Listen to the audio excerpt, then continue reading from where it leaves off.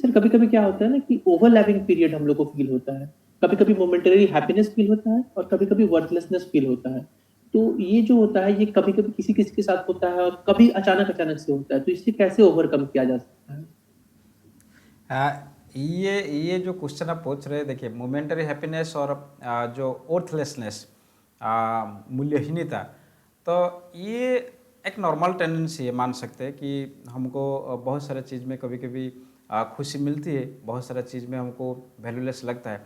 ये बहुत ही कॉमन चीज़ है, लेकिन यही कॉमन चीज़ शायद किसी किसी को अनकॉमन हो जाती है और किसी किसी को बहुत सारा प्रॉब्लम दे जाती है।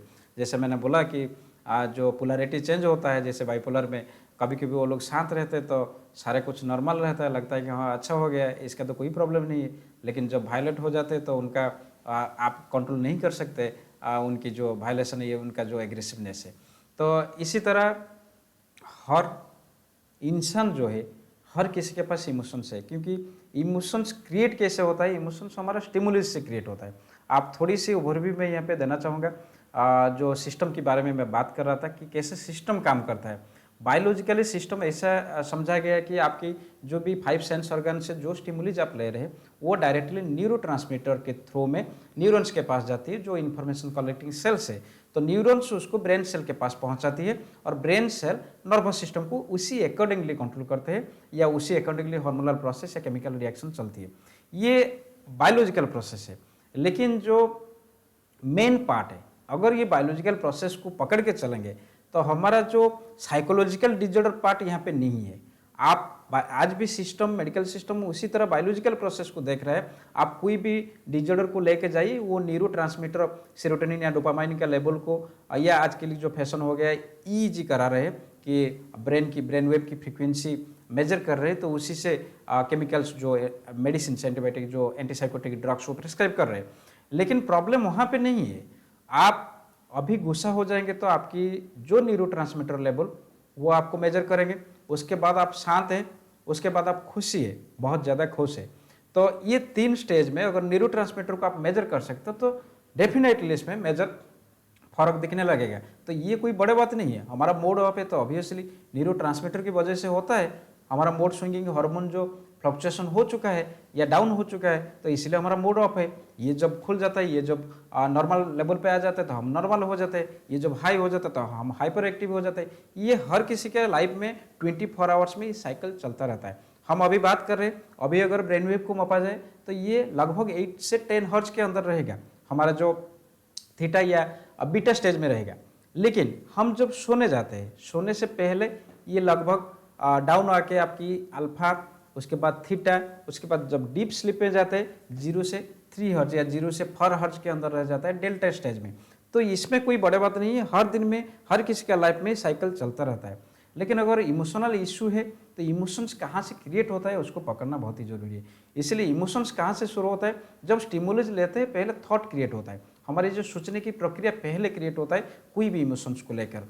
तो इमोशंस कोई भी स्टिमुलेज को लेकर, तो स्टिमुलेज को जब हम एसेस करते हैं कोई भी वे में, आप कुछ देखे, कुछ सुने, कोई इवेंट के बारे में आपको पता चला, आप कि पहले थॉट क्रिएट होता है, आपकी जो भावनाएं आ जाती है, उसी से लेकर आपकी फीलिंग्स या इमोशंस, ये दोनों काम करते हैं साइमल्टेनियसली।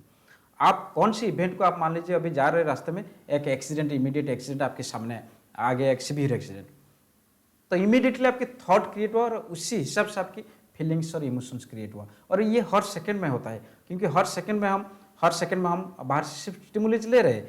तो ये जो इमोशंस और फीलिंग्स क्रिएट होता है, ये जाके बैठ जाता है, जो माइंड बोल रहे हैं, जो सॉफ्टवेयर पार्ट है बॉडी का, उसमें बैठता है ये मेमोरी के रूप में, और उसी से हमारा एक्सपीरियंस क्रिएट होता है। उसी एक्सपीरियंस या इन्फॉर्मेशन न्यूरोट्रांसमीटर के थ्रू न्यूरॉन्स के पास जाती है, उसके बाद जो बायोलॉजिकल प्रक्रिया शुरू होती है। तो इसलिए यहाँ पे बहुत ही जरूरी हो जाता है हमारे इमोशंस की जो रूट्स है उसको समझना है। इमोशंस के रूट को जब तक हम नहीं समझेंगे तब तक हमारा प्रॉब्लम बढ़ते जाएगा। तो हम कभी कभी जो खुश हो जाते हैं, कभी कभी उदास हो जाते हैं, कभी कभी टोटल होपलेसनेस लगता है, तो इसमें कोई बड़े बात नहीं है। लेकिन अगर आप बार बार हो रहे, yes definitely there is a problem. आप इमोशंस को सही तरीके से हैंडल नहीं कर पा रहे, जो पहले हम बात किए थे इमोशनल अनस्टेबिलिटी के ऊपर, और कभी कभी आपको टोटल डाउन लग रहा है, अगर ये बार बार रिपीट हो रहा है शायद आपको साइकोलॉजिकल डिजॉर्डर की तरफ आप इंडिकेट कर रहा है, तो उसके लिए जो ट्रैक हम बात कर चुके हैं। लेकिन अगर कभी कभी लग रहा है तो उसको हैंडल कैसे किया जा सकता है। हम अगर ज़्यादा खुश हो रहे हैं तो वो भी प्रॉब्लम है, ज़्यादा चीयरफुल हो रहे हैं वो भी प्रॉब्लम है, और ज़्यादा दुखी हो रहे हैं, खुद को जो होपलेसनेस मान रहे या वर्दलेसनेस मान रहे, हमारा मूल्य कुछ नहीं है, हमारा वैल्यू कुछ नहीं है, हम कोई काम के नहीं है, अगर ऐसा फील कर रहे हैं तो यस डेफिनेटली ये टेक्निक मैं बता रहा हूँ वो आपको बहुत ही काम में आएगी। पहले तो आप जब भी खुद को मान रहे कि हमारा कुछ वैल्यू नहीं है, हम कुछ नहीं कर सकते, या हमारा जो मूल्य है वो कोई नहीं समझ रहा है, तो आप पहले ये जो कमांड्स है, ये जो थॉट्स है उसको बंद कीजिए। क्यों बंद कीजिए, मैं बंद करना क्यों चाह रहा हूँ, क्यों स्टॉप कीजिए, क्योंकि जब आप खुद को आपकी वैल्यू गिरा देते हैं खुद के बारे में, तो आप खुद को डिवैल्यू जब कर देते हैं, it means you are not accepting yourself fully. आप खुद को एक्सेप्ट आज तक नहीं किए फुल्ली, ये पहला थिंग है। आप खुद को, ये एक सेंटेंस बहुत बड़ा टॉपिक है तो मैं इसलिए इसको सिंक्रोनाइज कर रहा हूँ। आप अगर खुद को एक्सेप्ट करते हैं, आपकी काबिलियत, आपकी एबिलिटी, आपकी थॉट, आपकी अपब्रिंगिंग, आप सारे चीज़ को 100% अगर आप एक्सेप्ट करते हैं, आप खुद का रिस्पॉन्सिबिलिटी खुद लेते हैं, तो ये थॉट कंट्रोल में आ जाएगी, ये थॉट नहीं आएगी। आप खुद को कभी भी डिवैल्यू नहीं कर सकते। दूसरे जो मैं हर का ये सिचुएशन में आपको बताता हूँ, थोड़ा सा स्पिरिचुअल वे में आप सोचिए। जब ऊपर कोई बैठा है, सारे चीज़ का भार आप मत लीजिए, क्योंकि भगवत गीता में श्री कृष्ण ने अर्जुन को यही बताए थे कि आप इतना मत सोचिए। जब श्री कृष्ण ने सारे रिलेटिव्स को, उनकी अपनों को जब देख के युद्ध क्षेत्र में जो अस्त्र छोड़ दिए थे और श्री कृष्ण को पूछे थे कि मेरा रिलेटिव्स है, मेरा बंधु है, मेरा भाई है, मैं उनको कैसे मार सकता हूँ, ये तो मेरे लिए पाप है। तो इसलिए श्री कृष्ण का जो मुँह से शुरू हुआ था जो भगवत गीता है, वो हमारा लाइफ स्किल्स है। इससे बेटर लाइफ स्किल्स का किताब आज तक दुनिया में नहीं है। तो इसलिए उसमें जो मेन पॉइंट्स है यहाँ पे, अकॉर्डिंग टू आवर सिचुएशन, उसमें जो बातें बताए थे, आप कर्म तो कीजिए, आप बुरा भला क्यों सोच रहे, आप कुछ काम मेरे लिए भी छोड़ दीजिए। तो जब श्री कृष्ण ने जब अर्जुन ने उनको समझा नहीं था, उनको जाना नहीं था, इसलिए वहाँ पे उनकी रूप दिखाए थे, उनकी जो डिवाइन पावर उसको महसूस करवाए थे अर्जुन को। उसके बाद अर्जुन फिर एग्री हुए थे कि युद्ध करने के लिए, क्योंकि वो समझ गए थे कि ऊपर तो ये क्रिएटर बैठा है, ये यूनिवर्सल पावर बैठा है मेरे साथ, तो उसके ऊपर भी कुछ छोड़ दीजिए। इसलिए हर वक्त हमको भी लाइफ में मैं देख रहा हूँ ज़्यादातर जो साइकोलॉजिकल डिसऑर्डर या जो एजेड पीपल है, जो थोड़ी सी 40-45 ईयर्स की जितना भी पेशेंट्स आ रहे हैं, बहुत ज़्यादा सोचते हैं मेरा लड़का क्या करेगा, मेरा लड़की की शादी कब होगी, मेरा फैमिली का क्या होगा। अरे भाई, तुम थोड़ी सी तुम्हारा कर्म के ऊपर फोकस करो, थोड़ी सी जो फल है, जो रिजल्ट है, उसके ऊपर तो थोड़ी सी टेंशन छोड़ दो, वो तो भी बैठा है। तो इसलिए थोड़ा सा स्पिरिचुअल अगर वे को आप प्रैक्टिस करेंगे, स्पिरिचुअल रीडिंग्स करेंगे, स्पिरिचुअल थॉट्स को लेकर चलेंगे, तो लाइफ में मोर देन 90 क्या 100% प्रॉब्लम्स का सॉल्यूशन उसी में है, स्पिरिचुअल थॉट में। तो इसलिए हमारा थोड़ी सी ये माइंडसेट रहनी चाहिए कि हम थोड़ी सी हमारा कर्म के ऊपर फोकस रहना चाहिए, हमारा वर्क एक्शन के ऊपर फोकस रहना चाहिए, और थोड़ी सी भार उसके ऊपर भी छोड़ दीजिए। वो खाली बैठा है तुम्हारे लिए, वो कुछ ना कुछ करेगा।